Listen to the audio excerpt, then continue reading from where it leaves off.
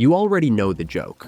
You pull up to the drive-thru, you order a McFlurry, and the voice in the speaker says the 6 saddest words in fast food. Sorry, the ice cream machine is broken. It has been a running gag for over a decade. McDonald's itself once tweeted that it had a joke about its soft-serve machine, but was worried it would not work. But here is what almost nobody realizes.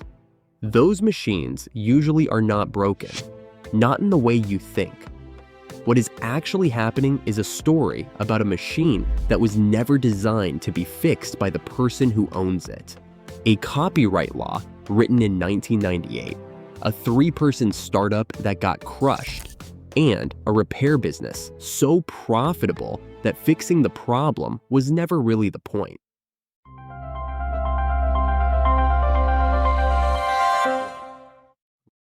Let us start with the machine itself.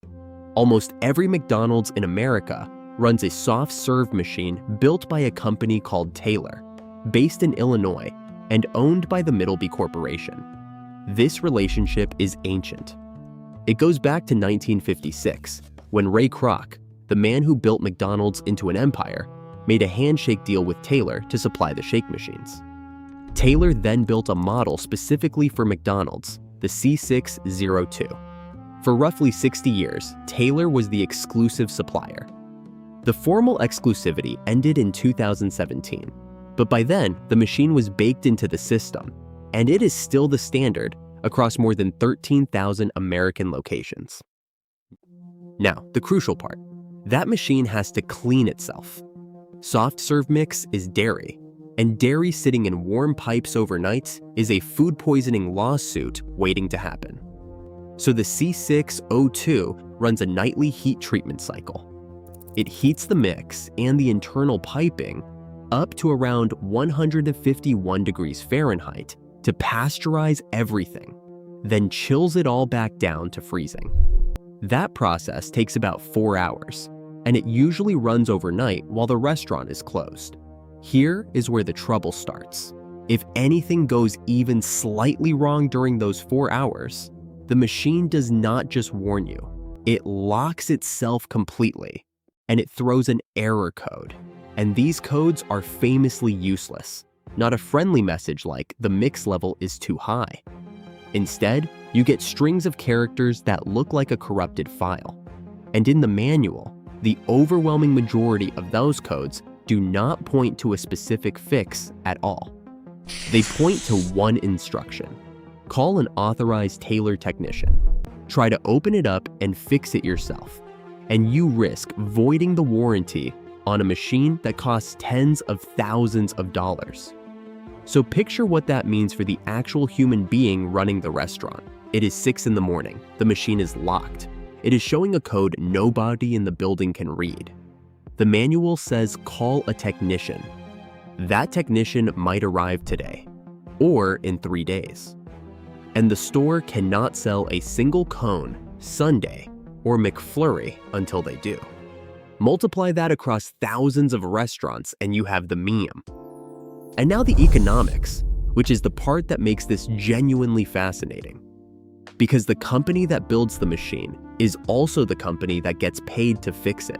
Every failed cycle, every cryptic code, every service call turns into revenue for Taylor and its network of authorized distributors. By one estimate, service and parts account for roughly a quarter of Taylor's total income. In its lawsuit, the startup Kytch alleged that Taylor was pulling in around $75 million a year from repairs in the McDonald's system alone. Taylor has consistently denied that any of this is deliberate, and has suggested the real issue is that restaurant staff simply do not understand how to operate the equipment properly. And to be fair to Taylor, there is truth in that. The single most common cause of a failed cleaning cycle is embarrassingly simple. Somebody overfilled the hopper with mix. That is it. A basic mistake by a rushed minimum wage crew member on a night shift, and the whole machine goes dark until an expensive stranger arrives. But here is the detail that makes the innocent explanation harder to swallow. Taylor does not only sell to McDonald's. Taylor machines are used by Wendy's, Burger King, Chick-fil-A, Dairy Queen, In-N-Out. And there is no internet meme about the Burger King ice cream machine. There is no live map tracking broken Dairy Queen equipment. Same manufacturer, same category of machine, wildly different reputation. So the problem is not simply that Taylor builds a fragile product. Something about this specific machine, inside this specific system, produces a uniquely broken outcome. That something is the structure of who pays and who decides. A McDonald's restaurant is usually owned by a franchisee, a local operator. That franchisee did not choose this machine. Corporate approved it. The franchisee is the one who pays for the machine, pays for the service calls, and loses the dessert sales while it sits dark. McDonald's corporate, meanwhile, collects its rent and its royalties whether or not that machine is running. The person with the power to change the equipment does not feel the pain, and the person feeling the pain has no power to change the equipment. That gap right there is why a problem this famous survived for more than 20 years. Nobody with authority was bleeding. Which brings us to the two people who tried to fix it.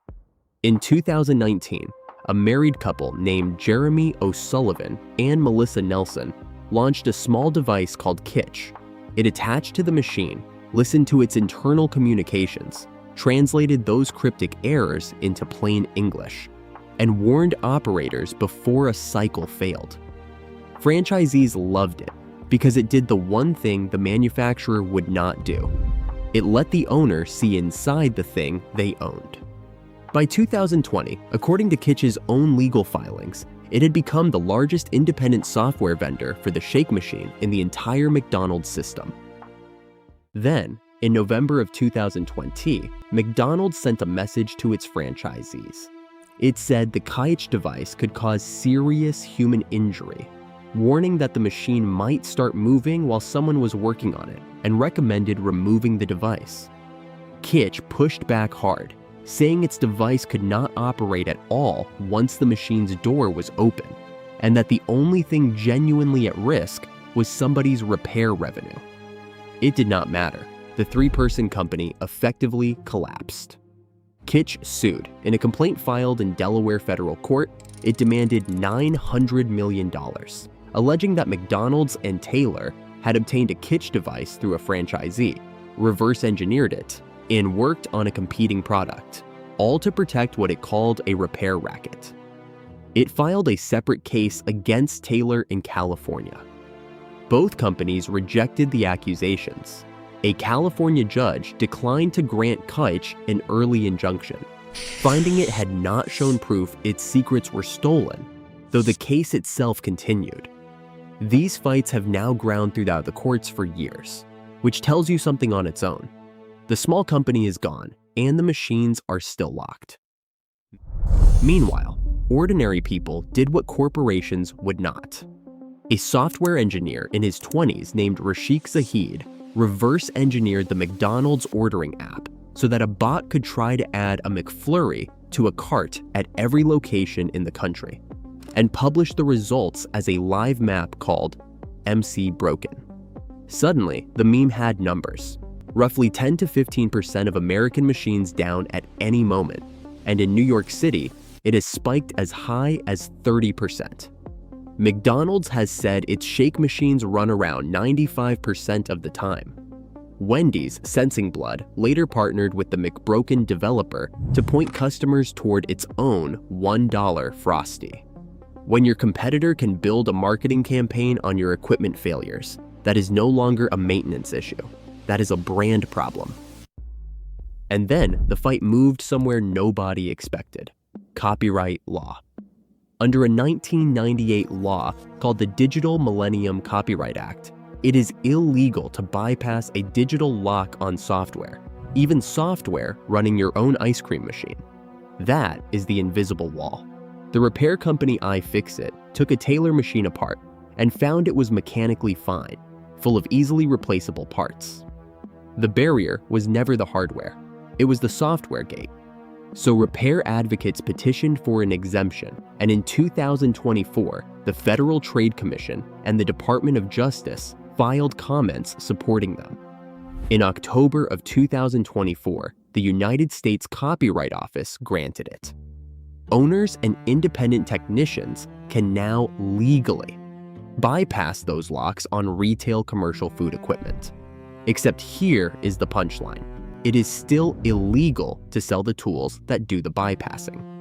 You have the right to pick the lock, but nobody is allowed to sell you the lockpick, which is why, in a report in late 2025, the advocacy group PIRG found that broken rates were still hovering around 12 to 15% and called on Congress to finish the job. So the next time you hear those 6 words at the drive-thru, remember what you are actually being told. Not that a machine failed. You are being told that a food safety cycle takes 4 hours, that the error code is a trade secret, that the manual points to a phone number, that the person paying for the repair never chose the machine, and that for 20 years, the profitable thing and the broken thing were the same thing. The ice cream machine is not broken. It is working exactly as it was designed to work for everyone except you. If you enjoyed pulling back the curtain on the business behind your food, subscribe, because there is a hidden economy inside everything you eat.